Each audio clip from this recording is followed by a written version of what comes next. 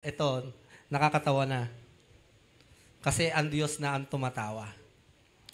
Number 3, wrath for fearless. So meron din, syempre, puot para sa mga walang takot sa Diyos. Hindi magtatagal ang buhay ng taong masama na walang takot sa Diyos. Magiging parang anino ang buhay niya, sandali lang at agad mawawala. Ang problema lang sa mundong ito, kung minsan, ang taong matuwid pa ang siyang napaparusahan ng parusang para sana sa masasama. At ang masasama naman ang siyang tumatanggap ng gantimpalang para sana sa mga matutuwid. Ito man ay walang kabuluhan. Nangyayari yan dito sa mundo. Sa hustisya natin, nangyayari yan. At mangyayari din sa iyo yan, kapatid. Kung sino pa yung mabuti, siya pa yung napaparatanganan. Pero hindi sa Panginoon. Tandaan mo yan. Sabi niya, hindi naman magtatagal ang buhay ng masasama. Huwag naman sana tayo parang, ganun ba? Sige, mamatay na lang. Hindi naman, kapatid. Huwag naman tayo ganun sa Panginoon. Pero gusto na ipaalala sa atin ng Diyos, ang ating pagkawalan ng takot at paggalang sa Kanya, akala natin tayo ay nakakaabante or mas ahead tayo sa mga nadadaya natin. Alam ko naman lahat tayo na maltrato somehow in our lives. Tama? Di ba? We are mistreated. We are persecuted. Tayo ay naparatanganan ng hindi mabuti. Tapos, kung sino pa yung gumagawa ng masama, siya pa yung napaparangalan. Nakakainis talaga, no? Tama ba? Pero hindi sa Diyos.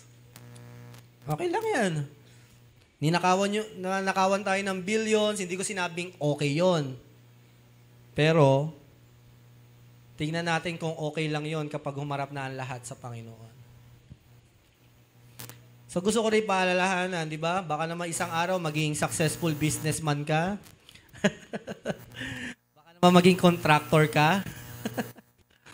O baka maging official ka. O ano man yung kinalalagyan mo. Kapatid, gusto kong iwan sa iyo, haharap tayo sa Panginoon lahat, kahit din ako haharap. At mas malaki nga ang pananagutan namin, lalo na mga leaders yan. Huwag kayong mag-alala. May bawi sa Panginoon. Sadyang nakakatakot yun. Kaya nga sabi ng Panginoon, kung may kakatakutan ka, siya na katakutan mo. Huwag kang matakot na isuko yung, halimbawa, gusto mo magsisi.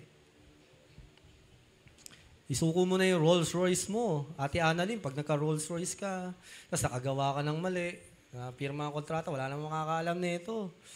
Joke lang. Mas okay nang isuko mo na lang yun, di ba? Kesa ang kaluluwa natin na masunog sa apoy ng impyerno. Mas gusto ko na yon. Magsisi na lang.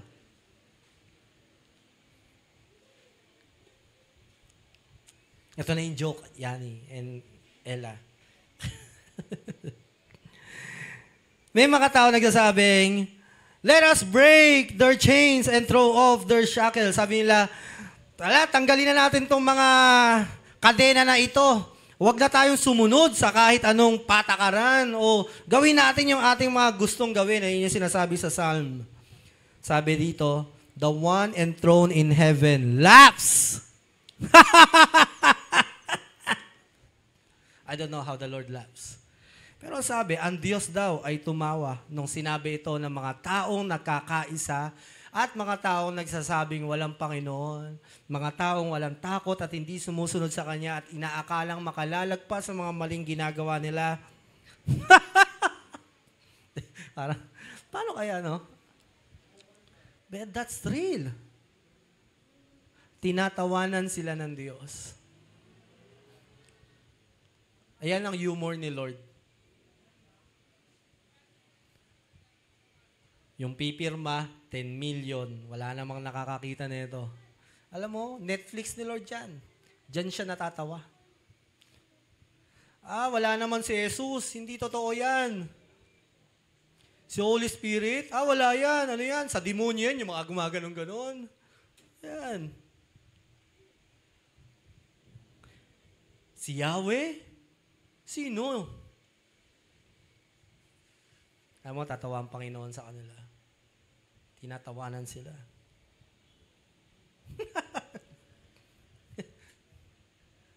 Nakakatakot pag tumawa ang Panginoon, no?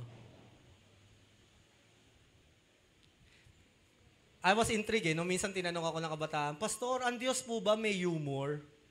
Sabi ko, oo, nak. Naalala ko, may devotion ako nung nabasa ko, ang Diyos tumawa eh. Natatawa siya sa mga taong masama, na gumagawa ng masama at sinasabi nilang walang Diyos at kakalabanin nila ang Diyos.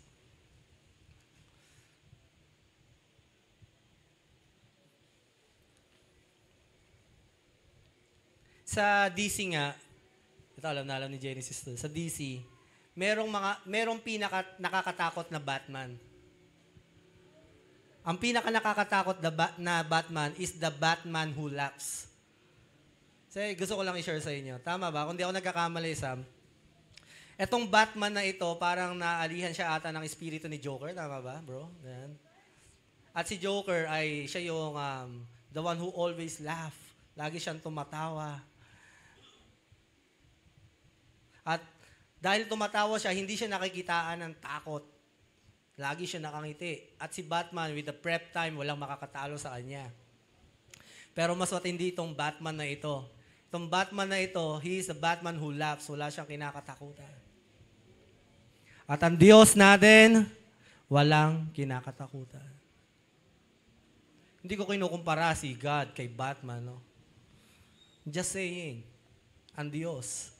Huwag kayong mag-alala, kapatid. Even in the deathbed of Charlie Kirk, nagtatawanan, di ba? Sinasabihan nila, buti nga sa kanya. Walang Diyos. Ba't hindi siya niligtas ng Diyos? Nagtatawanan sila. But they don't know. The one enthroned in heaven laughs. Sa horror movie nga, kapatid, ang pinaka nakakatakot kong multo yung nakangiti eh. Kaya ba? Ayun yung pinaka-ayoko. Kasi pag nakangiti siya, parang gagawang ka ng masama. Mas nakakatakot para sa akin yung nakangiti kaysa yung nakasimangot. Kasi parang baliw eh. Parang crazy. This is a crazy ghost.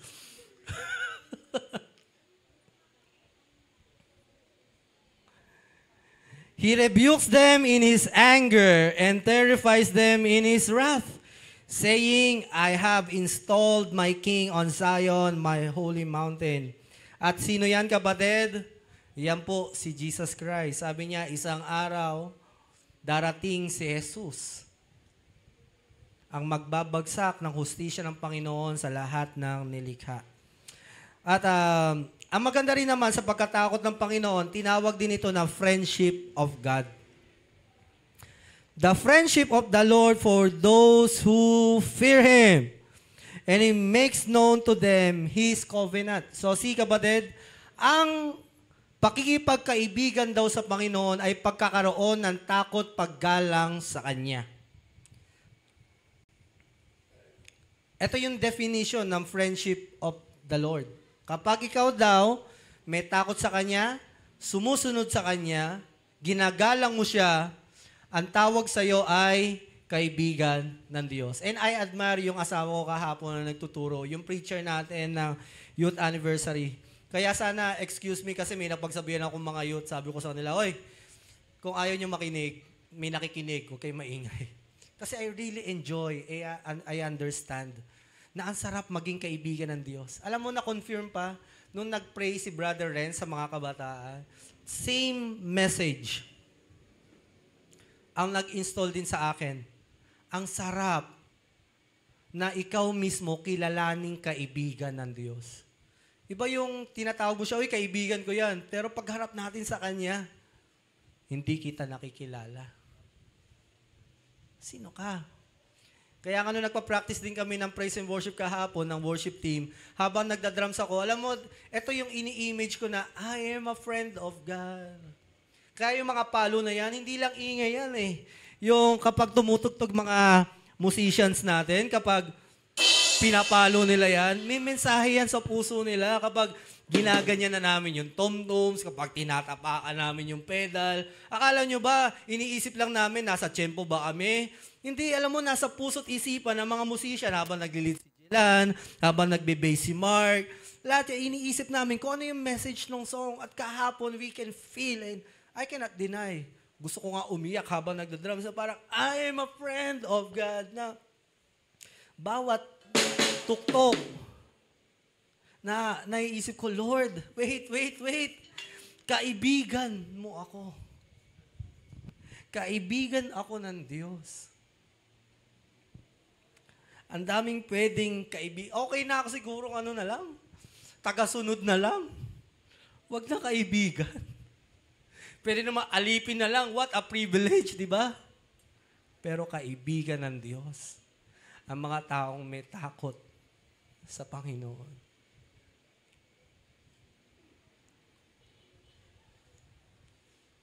Kaya, alam nyo, being a worship team, nasingit ko lang.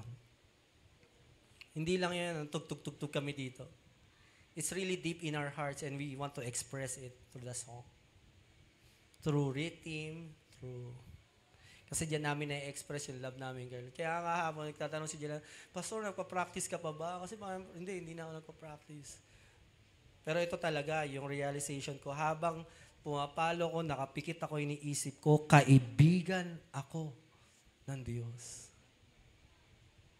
Hindi ka ba kinikilabutan doon? Ang Diyos na may likha ng langit at lupa. Masarap magkaroon ng kaibigan, amen? Gusto kong kaibigan. Gusto ko marami, pero hindi ka naman pwedeng maraming kaibigan talaga eh. Mahirap maghanap ng totoong kaibigan. Pero ang Diyos, binilang ka niya bilang kaibigan. At kung gusto mong maging kaibigan ng Diyos, magkaroon ka ng takot at paggalang sa Kanya. Sundin mo siya. Ayan daw ang pakikipagkaibigan sa Panginoon. Natupad ang sinabi sa kasulatan, sumasampalataya si Abraham sa Diyos. At dahil dito, itinuring siyang matuwid. Tinawag pa nga siyang kaibigan ng Diyos. Wow! Praise the Lord. Hindi si Abraham nag-claim, oy, kaibigan ako ng Diyos. Pero ang Diyos ang nagsabing, Abraham, you are my friend. At hindi ito para kay Abraham lang. Hindi yan special dyan. Kasi nasabi, kung gusto mo maging kaibigan ng Diyos, sundin mo siya, igalang mo siya, karoon ka ng takot paggalang sa Kanya. Dito nyo nakita na itinuring matuwid ng Diyos ang tao dahil sa mabuti nitong gawa at hindi dahil sa pananampalataya lamang. So makita nyo kapatid, malinaw na sinabi na ang pananampalataya nagbubunga ng gawa. Hindi yung pag-alay ni Abraham ng anak niyang si Isaac kung bakit siya naging kaibigan ng Diyos. Kundi yung pananampalataya niyang buhay ay nagbunga ng pagsunod niya sa Panginoon. Kaya hindi lang yan puro profession, Christian. I have faith in the Lord. It's madaling sabihin yan. Kahit din ako, kapatid, madaling sabihin para sa akin, may faith ako kay Jesus. Pero kapag nandun na tayo, anak, do you love me? Gawin mo to. John 15:14, you are my friends if you do what I command. Nakakaibigan ng Diyos. Kung kaibigan tayo ng Diyos, mapalad ka. Siyempre, kaibigan mo siya, sinusunod mo siya. Sino may kaibigan dito? Taas ang kamay. Siyempre naman. Masaya akong may mga kaibigan ako. Ikaw ba? Masaya ka ba sa kaibigan mo? Baka kasi puro bigat na dala ng kaibigan mo, no? Huwag kang mag-alala isang araw. Ikaw, yung kabigatan mo naman yung dadali ng kaibigan mo. Dahil ganyan ang kaibigan, sabi sa Proverbs. Thus, the Lord used to speak to Moses face to face as a man speaks to his friend. Si Moses din daw, kinausap ang Diyos na para ba sila'y magkaibigan lang? Paano ba nag-uusap ang magkaibigan? Walang reservation. Parang magkaibigan. Natitiri eyes pa habang magkausap.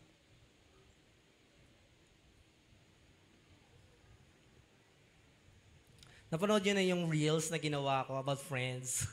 Hindi ako nakita, di ba? Kita ba ako ngayon? Baka hindi nyo in-adjust yung brightness, ha?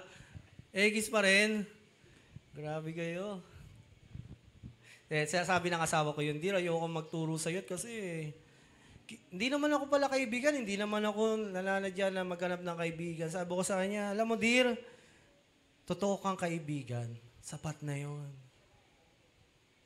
Pag minsan, naiinis ako kay Renz, kay Genesis, si Bana, naglalambingan, Dir, nasaan na sila Renz, nasaan si Sam? Totoo yan. Siyempre, magkakaibigan kami, nagkakainisan kami. Si Belen, di ako naiinis dyan, nililibre ako niyan.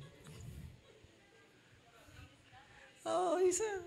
Pero alam mo, si Bana, kala nyo ganyan lang yan. Kahapon nga, hanap kay Renz eh. Yung buyo, hindi mo lang sasama si Renz, ganyan. Kasi nagsabi daw, di pupunta si Renz. Siyempre, hinahanap niya rin si Sam kahapon.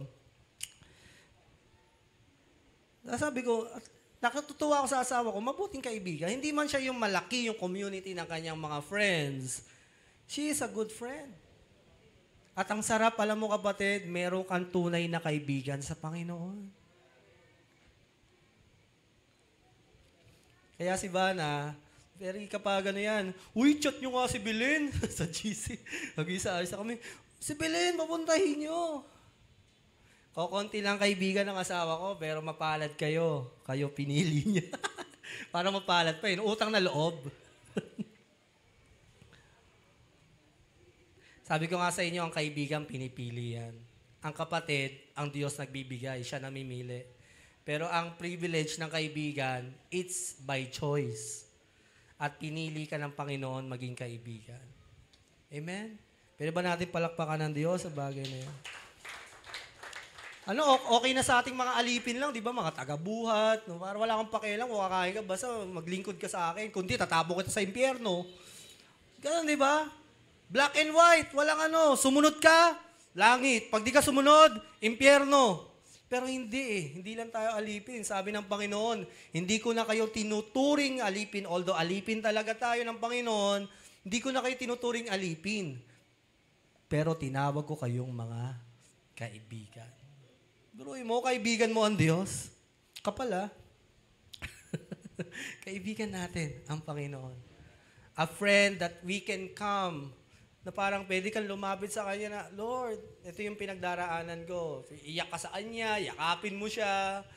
Ewan ko kung anong klaseng kaibigan gusto mo. Minsan may mga preferences ka din, di ba? Minsan gusto mong kaibigan, nakikinig lang. Ako gusto kong kaibigan, yun ang buboljak sa akin Yung kaibigan na gusto, tutulungan ako sa ministry, yung mga ganong kaibigan. Yung para maging matagumpay sa pagiging anak ng Diyos. Iba-iba, mga kaibigan. Mahalaga, may kaibigan tayo sa Panginoon. And just a quick catch up lang. Sabi sa James 4:4, you adulterous people, do you not know that friendship with the world is enmity with God? Therefore, whoever wishes to be a friend of the world makes himself an enemy of God. Or do you suppose it is no purpose that the scripture says, He yearns jealously over the Spirit that has made to dwell in us, but He gives more grace. Sabi sa uli. Therefore it says, God opposes the proud, but gives grace to the humble. Ang sabi dito, huwag tayong mga lunya. Kasi ang pangalunya, meron ka ng relasyon, nagpapasok ka pa ng iba. Ayun yung pangalunya Mag-asawa na kayo, tapos may pumapasok. So sabi dito, may magandang friendship na tayo with the Lord. Huwag ka nang magpasok ng ibang kaibigan, which is yung pakikipagkaibigan sa mundo. Huwag kang mangangalunya. Ayan sabi ng Diyos. Kaya bakit? Ito yung it should touches us. Ang Diyos daw, He yearns jealously. Ang Diyos, nagsusumamo at nagseselos. Hindi siya natutuwa na Natutuwa siya na mahal mo siya, mahal ka niya, pero may sumisingit sa friendship nyo. Okay lang sana kung pagtitibayin niya yung friendship o yung relationship na meron kayo, pero yung friendship na meron kayo, yung best friend mo, inaagaw na. Sino yung mga best friend mo? Sabi mo, ako lang best friend mo. Ba't may iba ka lang kasama? Dati uso yan sa dati namin church eh. Kalaban na nila ang church, basta sila magbe-best friend. Pero, tita mo, sinasabi ng Diyos, He yearns jealously. Nagseselos ang Diyos. Kala ko ba magkaibigan tayo? Yung mga ganun eh, no? Ba't di nyo ako sinama? Ano yan? Ayos ah.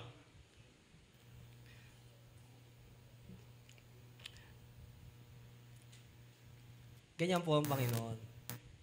He is so close to us na ayaw niya na napapalayo tayo sa relasyon natin sa Kanya. Dito na tayo magtapos, mga kapatid. Ingatan nyo yung friendship nyo with God, yung ating pagkatakot, paggalang sa Panginoon. Huwag mo hayaan na mawala yan. Napakapalad na natin, na kaibigan natin ang Diyos. Matthew 26:39, hindi nakakasawang ulit-ulitin.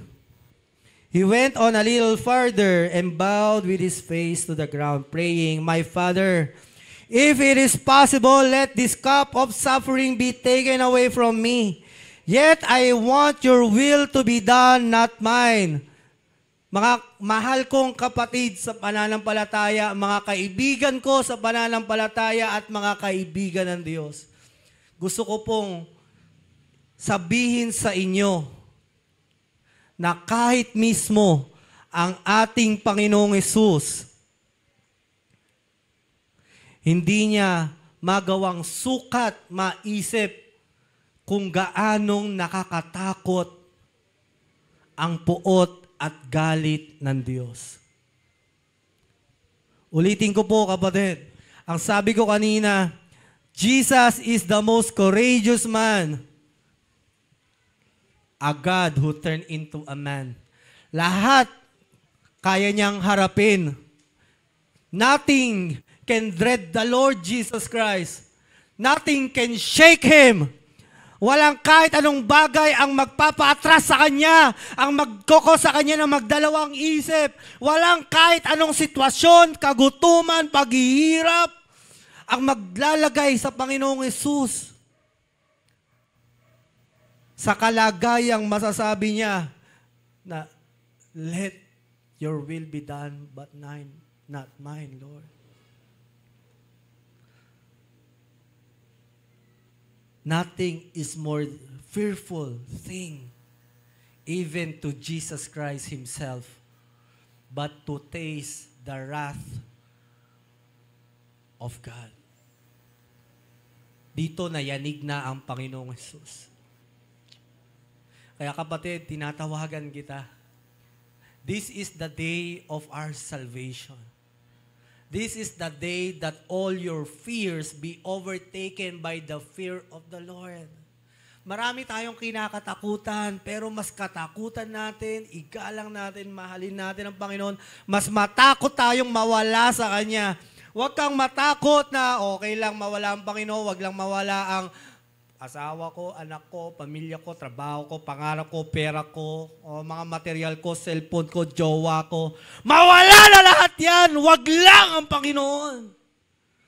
Dahil wala nang mas nakakatakot pa kapag ang isang tao ay makaranas ng pagkawala sa pag-ibig at kabutihan at biyaya ng Diyos. Huwag kang magtatampo sa Lord kung mayroon kang mga kabigatan sa buhay.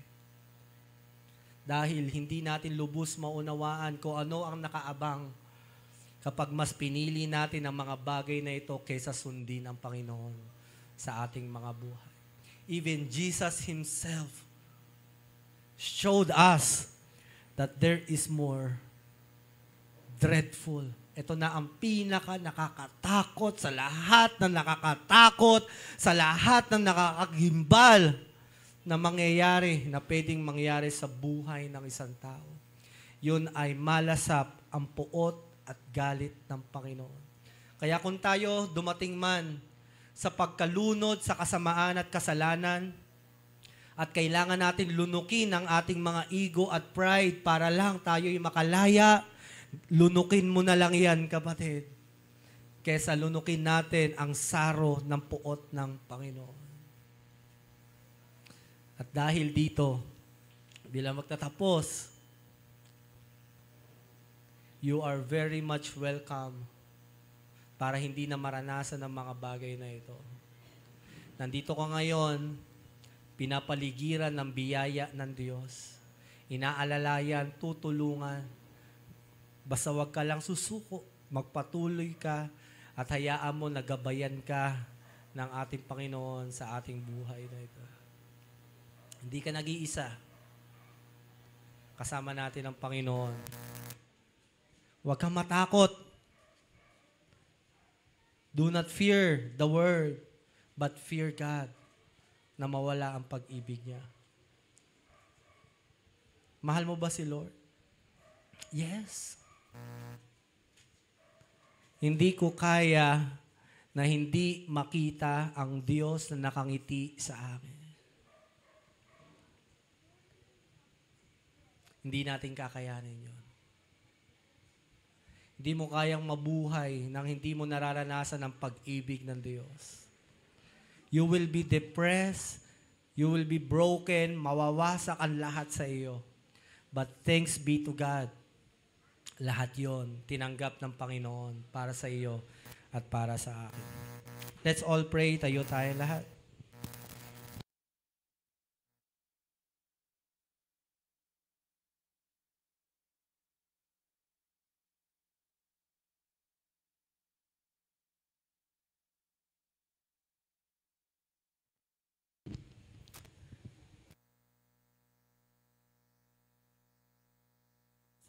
Sapat at nag-uumapaw ang biyaya ng Panginoon para sa iyo at para sa akin. Tayo'y magpakumbaba at humingi ng tawad sa ating Panginoon.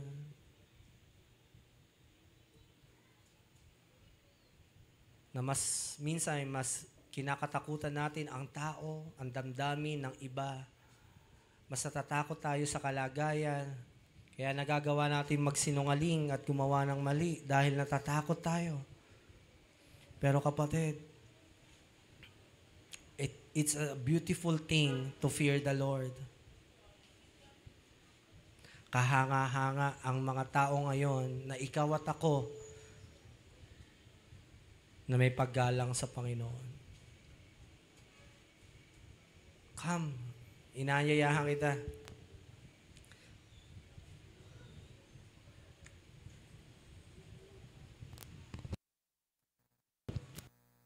Sama-sama tayo humingi ng tawad sa Panginoon. Let's humble ourselves.